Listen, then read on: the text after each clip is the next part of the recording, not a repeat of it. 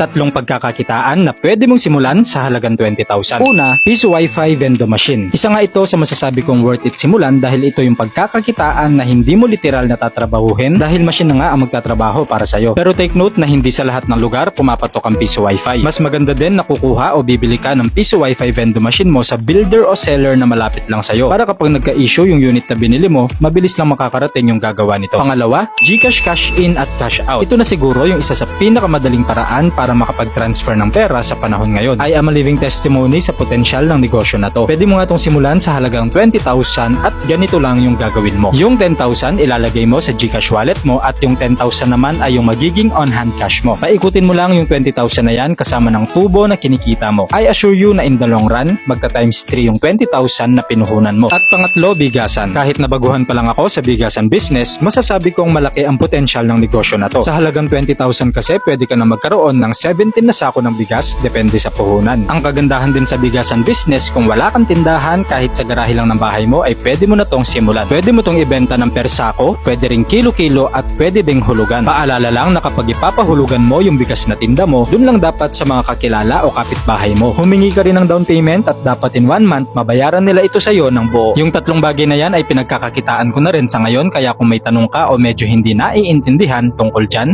mag-comment ka lang.